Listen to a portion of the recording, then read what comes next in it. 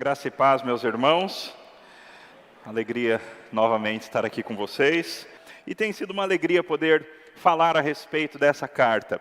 Hoje eu trabalhei aí num slide, vocês vão ver a obra de arte.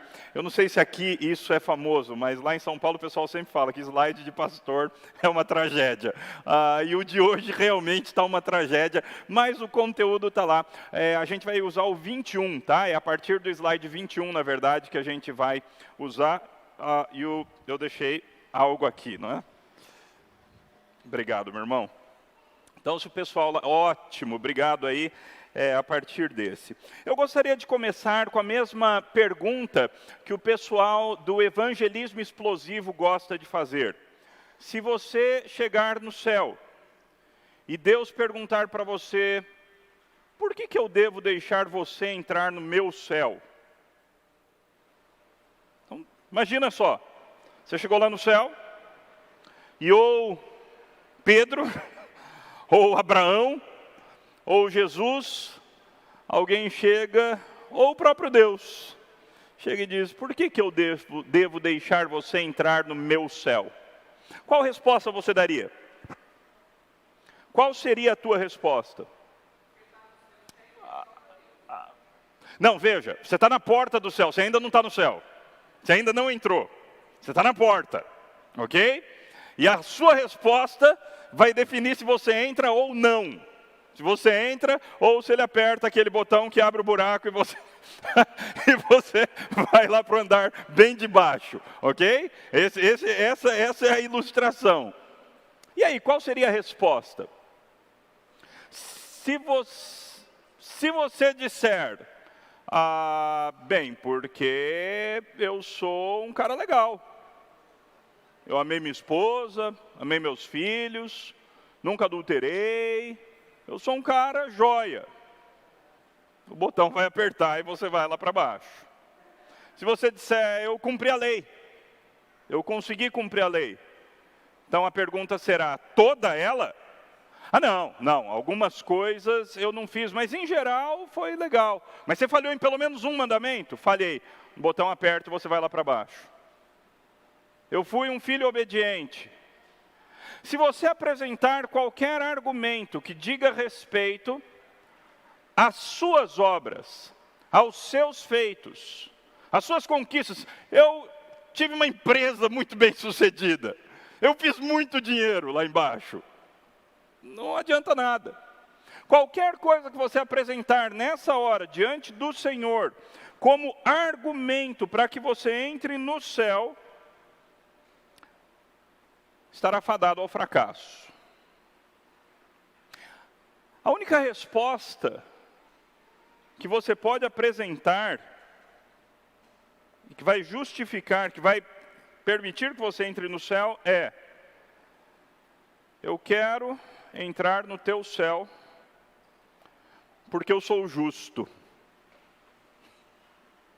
Pela fé no meu Senhor Jesus Cristo, por causa da obra do meu Salvador, por causa do sangue vertido pelo meu Jesus, eu sou justo.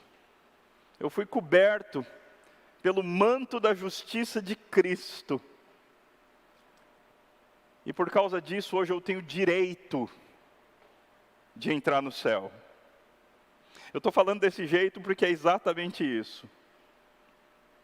Porque eu sou um justo, justificado pela fé, por causa da obra do meu Senhor, eu tenho direito de entrar no seu céu. E é verdade. E esse é o único argumento. Porque no céu não entram injustos. No céu não entra corrupção, no céu não entra sujeira. A carta de Paulo aos Gálatas fala a respeito disso. Fala a respeito da justificação somente pela fé. Somente pela fé. Ontem nós estudamos algumas características do primeiro evangelho. Nós vimos que o evangelho traz perseguição, traz confusão, tem Cristo como seu cerne, o seu centro, a sua essência. Cristo voluntariamente se entregou pelos nossos pecados para nos desarraigar desse mundo perverso. E por isso nós somos salvos. E vimos que o Evangelho sofre o tempo todo uma tentação por causa de duas tendências que nós temos como seres humanos. Ou nós temos a tendência de cair no legalismo, ou temos a tendência de cair no libertinismo ou na libertinagem, e o verdadeiro evangelho é esse centro. E os Gálatas, de fato, estavam passando por esse risco. Eles estavam num processo de abandonar o verdadeiro evangelho em prol de obras, em prol de acharem que a performance deles é que define se eles seriam ou não aceitos por Deus.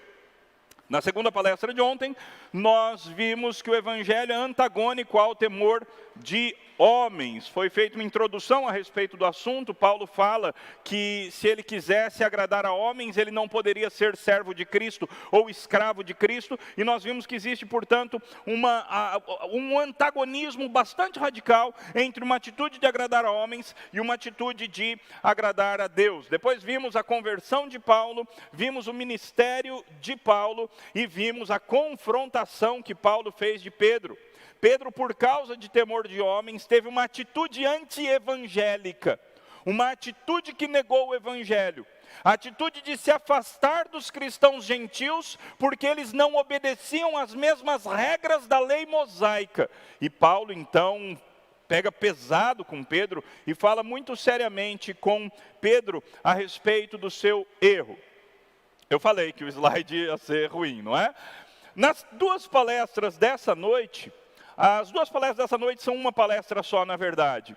Nós veremos argumentos e broncas do apóstolo Paulo, ok? É isso aí, argumentos e broncas. Paulo faz vários argumentos defendendo a justificação sola fide, a justificação somente pela fé, mediante a graça, ou a gente inverte normalmente.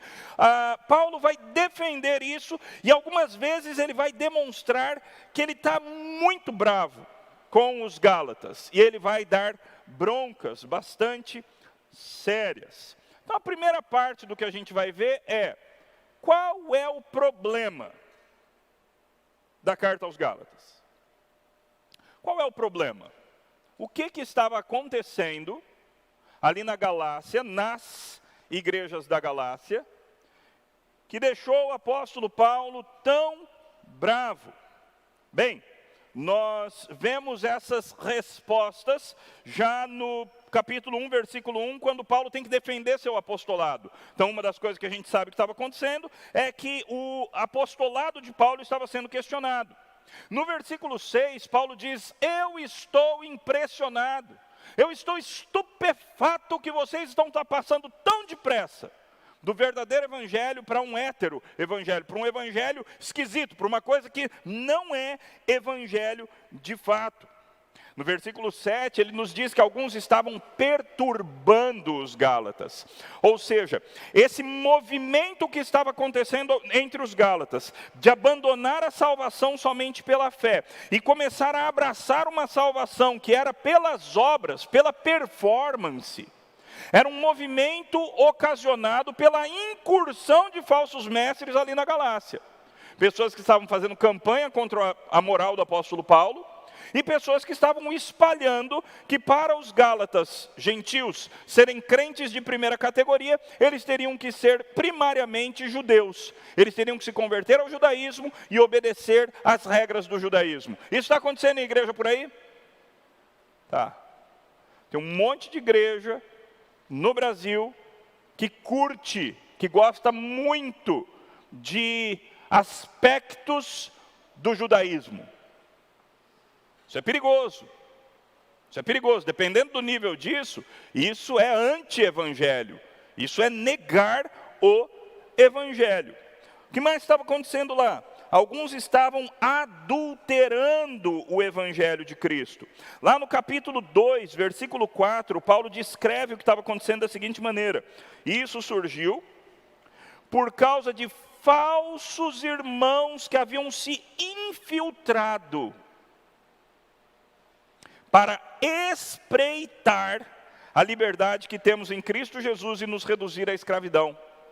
Meus irmãos, nem todo mundo que entra na igreja é crente.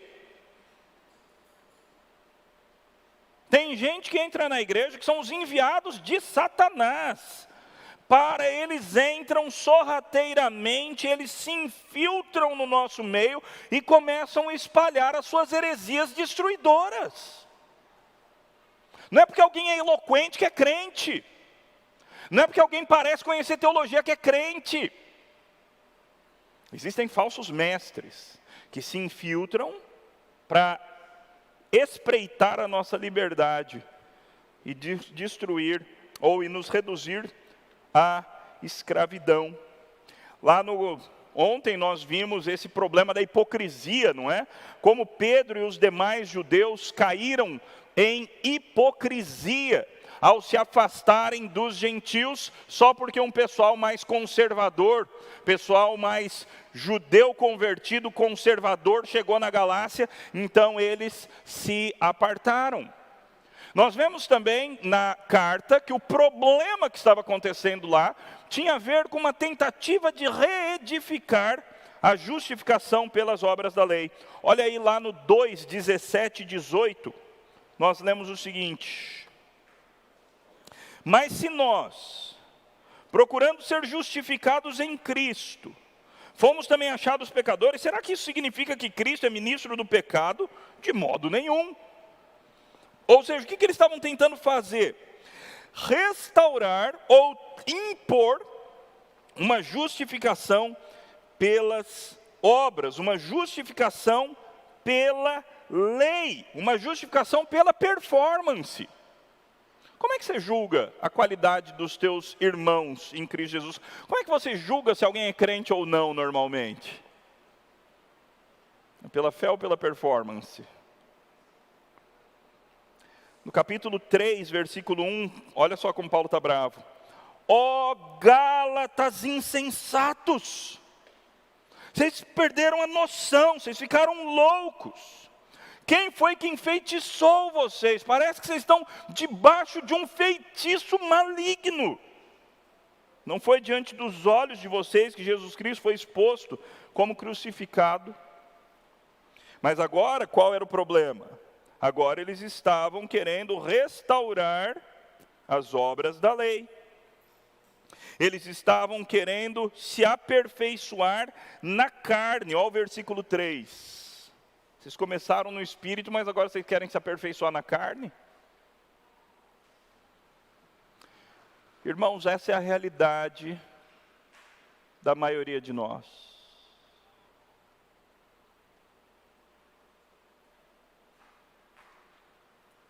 Nós começamos nossa vida cristã por causa de uma obra graciosa, um encontro maravilhoso, que em plena humildade e autoesvaziamento nós temos com o Pai, com o Filho e com o Espírito Santo.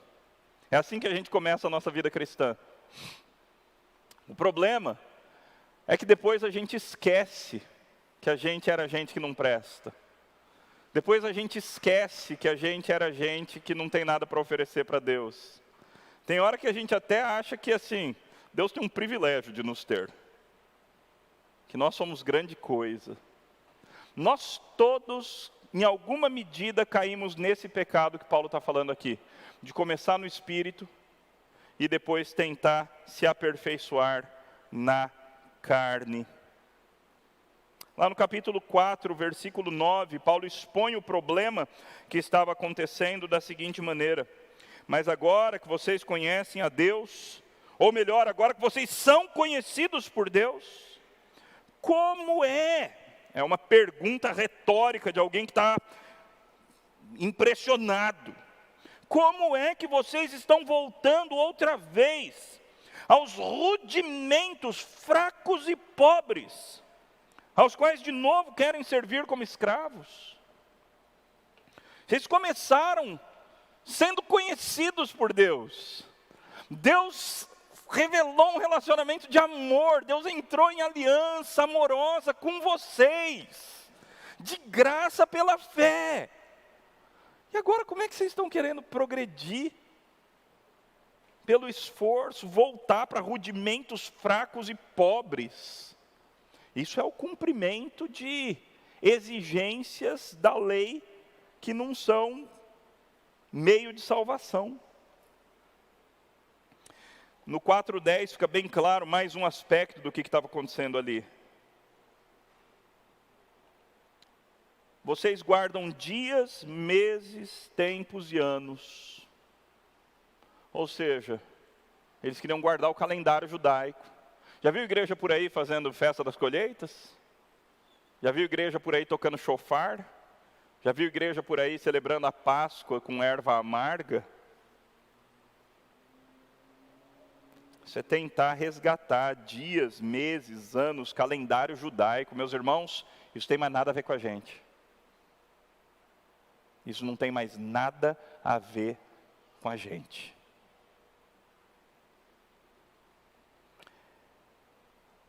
No 4:11, Paulo... Gente, o peso no coração pastoral de Paulo estava enorme. Receio que o meu trabalho por vocês tenha sido em vão. Eu acho que eu perdi tempo. Acho que toda pregação, toda evangelização, tudo que estava parecendo verdadeira conversão, acho que foi tudo mentira. Acho que eu perdi tempo aí no meio de vocês. Paulo continua descrevendo o que está acontecendo. Capítulo 4, versículo 15. Paulo fala que eles não tinham mais alegria no relacionamento com Paulo. O que aconteceu com a felicidade que vocês tinham? Eu posso dar testemunho que vocês teriam arrancado os olhos de vocês para me dar, porque quando Paulo foi para lá, ele tinha esse problema nos olhos. Será que por dizer a verdade me tornei inimigo de vocês? Vejam como o problema é, eles estão abandonando o verdadeiro evangelho. Mas no processo de abandonar o verdadeiro evangelho, eles estão abandonando o pastoreio de Paulo. Eles estão dizendo não para a autoridade apostólica de Paulo. E Paulo está argumentando a partir dessas duas frentes, tanto a partir da doutrina, quanto, curiosamente, a partir do relacionamento. Olha o versículo 17, a acusação que Paulo faz dos falsos mestres. Esses que se mostram tão zelosos em relação a vocês, não estão sendo sinceros. O que eles querem é afastar vocês de mim, para que vocês se interessem por eles. Qual é o nome que a gente deu ontem para isso?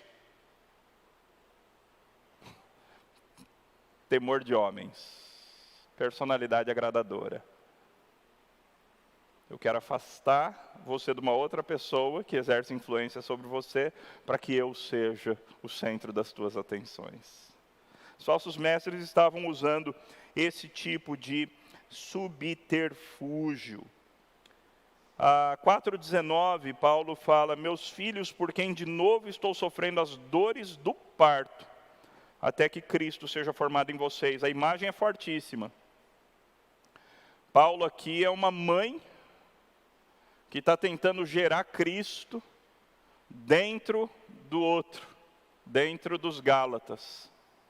Só que ele está morrendo de medo de acontecer um aborto de Cristo na vida dos Gálatas. Esse é o terror de Paulo. Cristo ainda não estava completamente formado dentro dos Gálatas. E eles estavam com risco de perder Cristo. No 4:20, ele mostra de novo a sua perplexidade. Bem que eu gostaria de estar aí agora com vocês e falar com outro tom de voz, porque eu estou perplexo a respeito de vocês. 4:21, eles queriam estar sob a lei. Olha aí, digam-me vocês, os que querem estar debaixo da lei. Então qual é o problema? O problema é que eles querem lei judaica. Eles não querem continuar progredindo pela fé. Eles não querem continuar progredindo pelas promessas. Eles não querem continuar progredindo pelo Espírito. Eles querem performance. Eles querem obras. Eles querem fazer. Eles querem convencer e conquistar Deus por meio dos seus feitos. Assim como nós tantas vezes tentamos fazer também.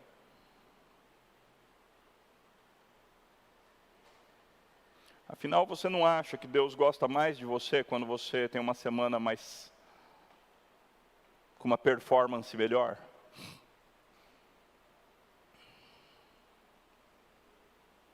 E veja, é claro que existe um sentido no qual o nosso relacionamento com Deus fica mais próximo, quando a nossa semana é mais santa, quando a nossa semana é mais ativa nas coisas de Deus. Mas não é uma questão que você está mais salvo ou menos salvo. Não é uma questão que Deus gosta mais de você ou menos de você. Porque a nossa salvação é pela graça, e não pela performance. Alguns de vocês já estão começando a ser tentados pelo diabo a cair no erro oposto da libertinagem. Essa é a palestra de amanhã de manhã, tá bom? Não faltem. Porque quando a gente fala a respeito da justificação pela graça, mediante a fé, do jeito que a Bíblia fala, o coração pecaminoso automaticamente começa a pensar assim: então eu posso fazer o que eu quero. E a Bíblia dá um grande cala-boca em quem pensa desse jeito. Mas isso a gente só vai tratar amanhã de manhã. Qual era o problema? Eles estavam de novo querendo se submeter a um jugo de escravidão. E Paulo deixa claro, no capítulo 5, versículo 2, quem se deixar circuncidar, Cristo não tem mais valor nenhum para você. Ou seja, se você escolher passar por uma circuncisão judaica como meio de salvação, como requisito de salvação, isso é uma apostasia sem volta. Cristo perde o valor para você.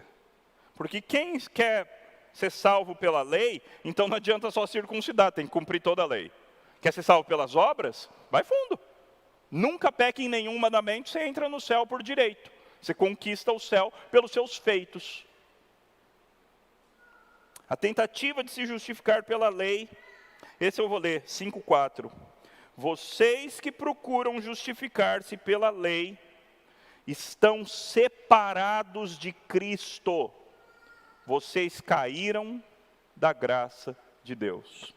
Irmãos, o que a gente está falando é muito sério. A gente está falando sobre ser crente ou não ser crente.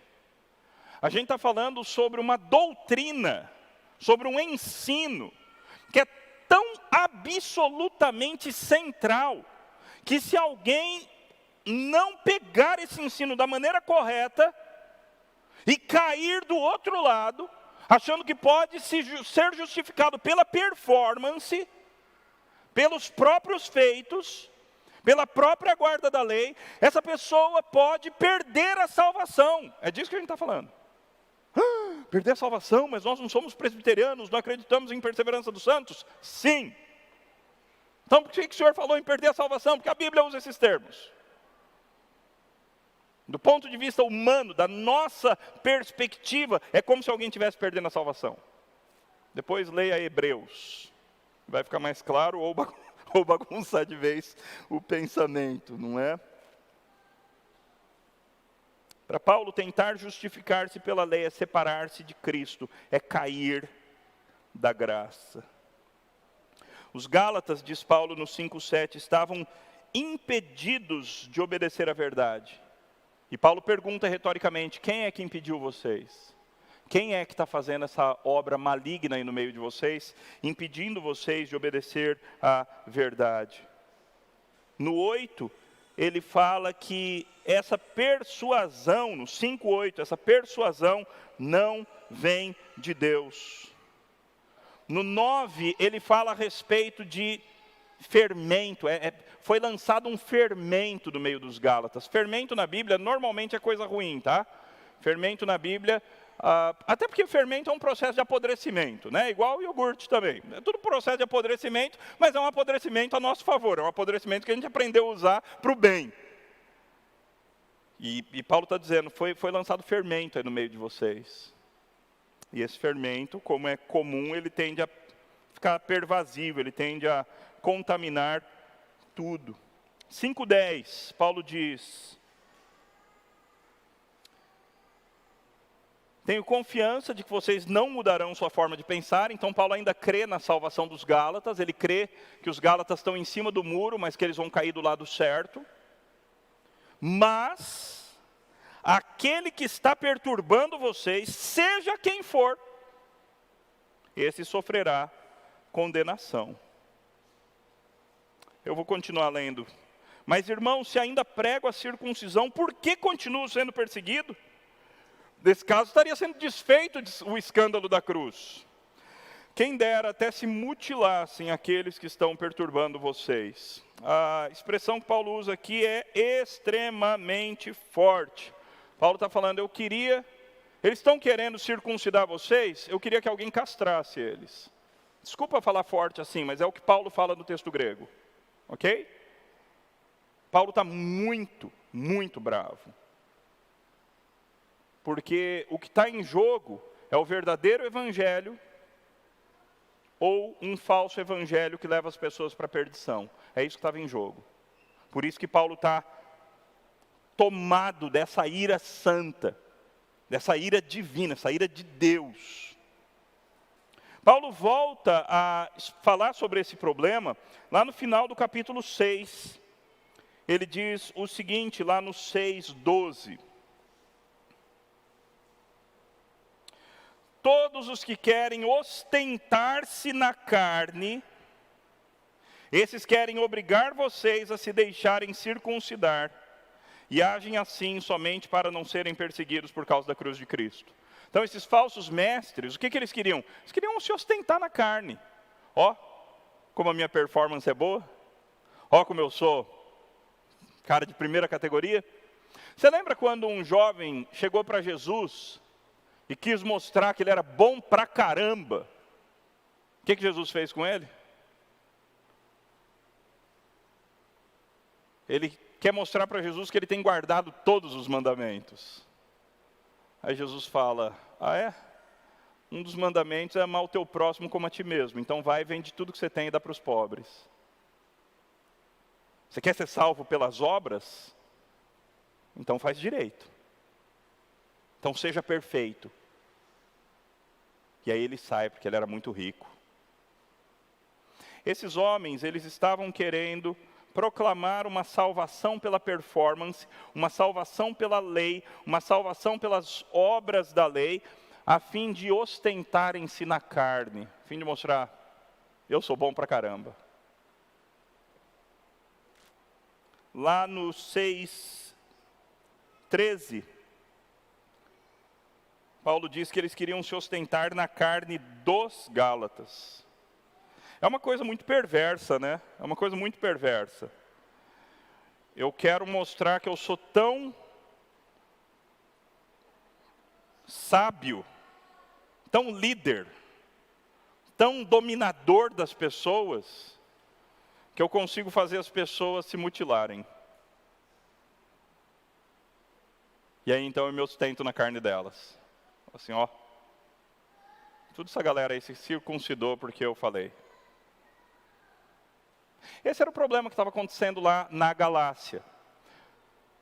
Pessoas saídas do judaísmo, ou pessoas que eram do judaísmo, e que supostamente tinham se convertido ao cristianismo, saíram pelas igrejas da Galácia, espalhando esse falso evangelho. Para ser crente de verdade, você precisa cumprir a lei. Você precisa guardar os dias especiais, você precisa circuncidar, você precisa fazer tudo que um judeu verdadeiro faz. Você precisa comer a dieta dos judeus, só comer comida kosher. Você precisa fazer o que um judeu faz, viver do jeito que um judeu vive. E aí então, por meio da sua performance, por meio do seu esforço, por meio das coisas que você faz, então você vai conseguir alcançar salvação.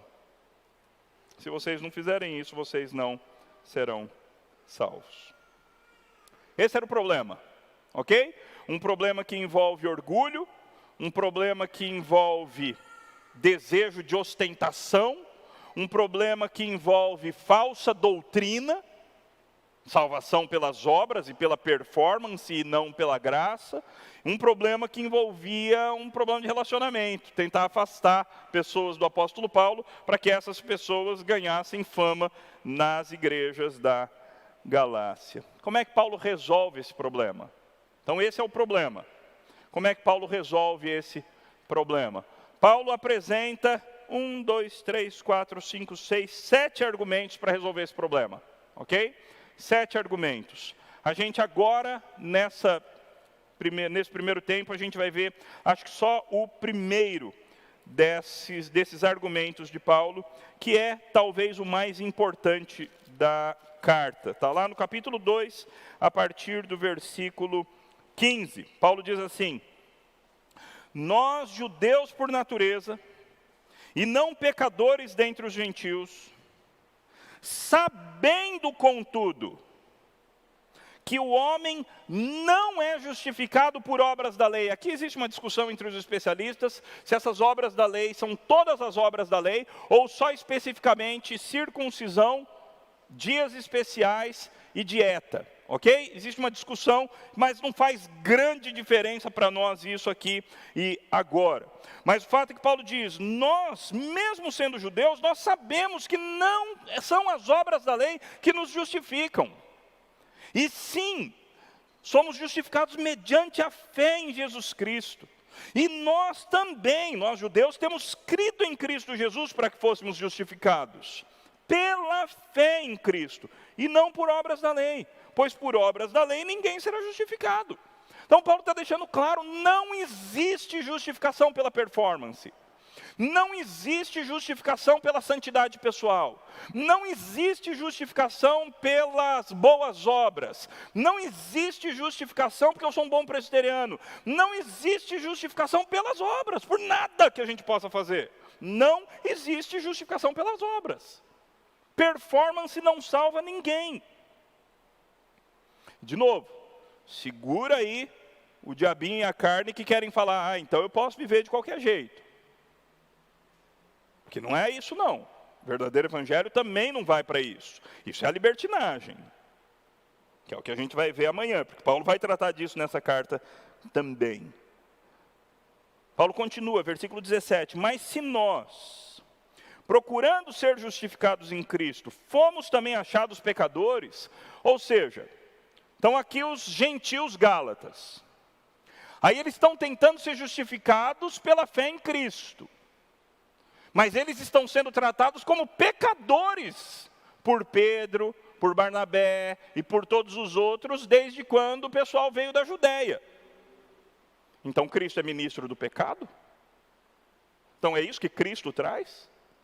A fé em Cristo nos torna pecadores? Para vocês tratarem os gentios desse jeito? Só porque eles não são circuncidados? Só porque eles não obedecem às regrinhas da lei judaica? É isso que Paulo está questionando. E aí então, quando ele faz essa pergunta, se nós procurando ser justificados em Cristo, também fomos achados pecadores, será que isso significa que Cristo é ministro do pecado? Paulo responde, de modo nenhum. Na língua grega existem várias maneiras de você negar alguma coisa. Essa é a maneira mais forte que existe na língua grega de você negar alguma coisa. É uma construção grega que significa absolutamente não. Porque se volto a edificar aquilo que eu mesmo destruí, a mim mesmo constituo transgressor. Era o que Pedro estava fazendo. Pedro era um pregador do verdadeiro evangelho, do evangelho da graça, do evangelho da salvação pela fé. Mas nesse momento específico da vida dele, ele deu uma escorregada. E a escorregada foi, os gentios são menos crentes do que os judeus. Por que eles são menos crentes? Porque eles não obedecem à lei mosaica e aspectos específicos dela. E é aí que a porca torce o rabo. Porque nós também temos a tendência de tratar como menos crentes algumas pessoas, porque elas não fazem o que a gente acha que elas tinham que fazer.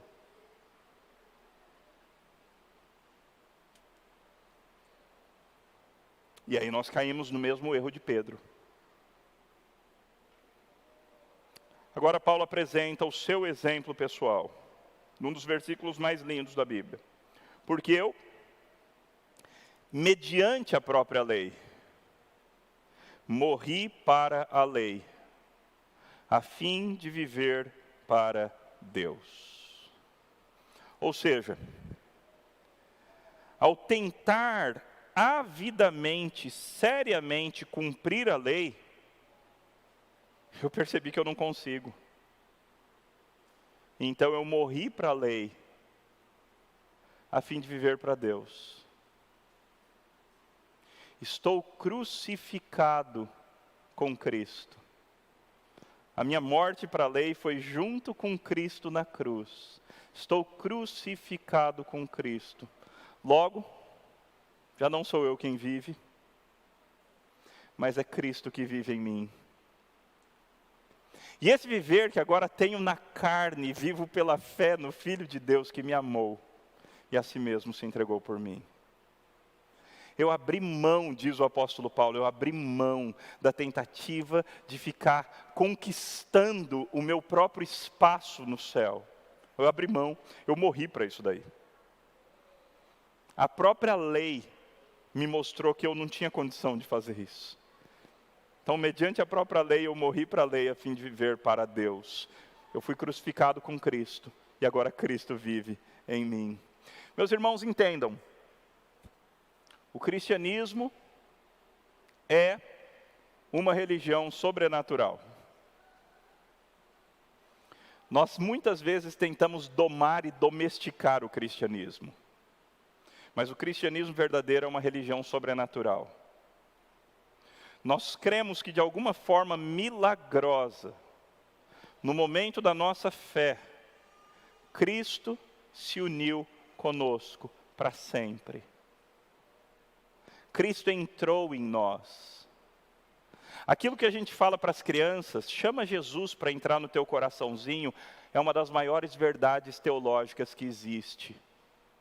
Isso não é metafórico, isso é literal.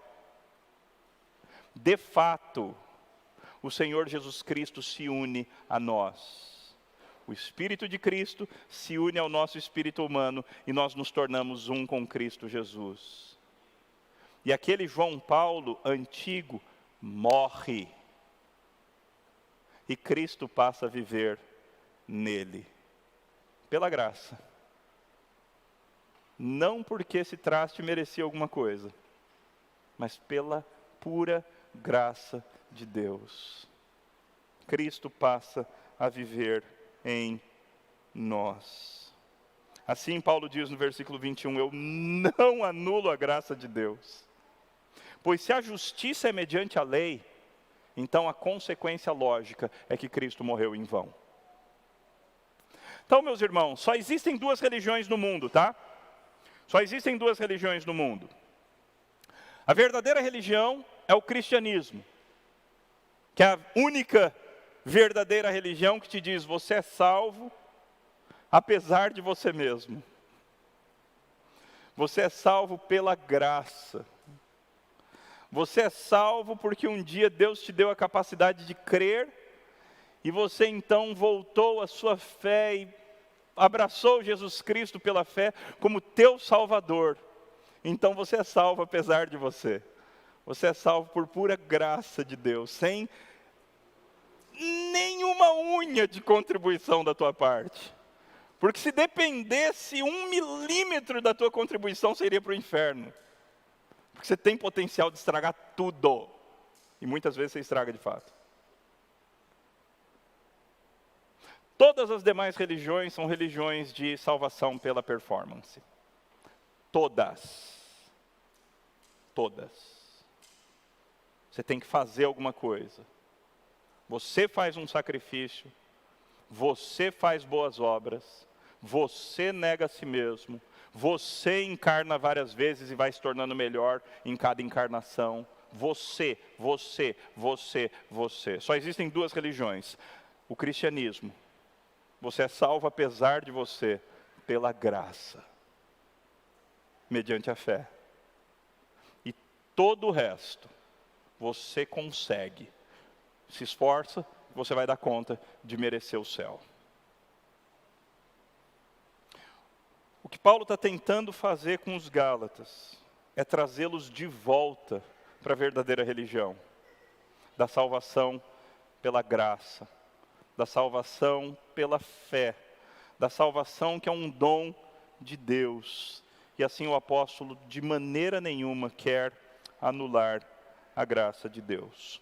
A questão é, na prática, qual religião que você segue?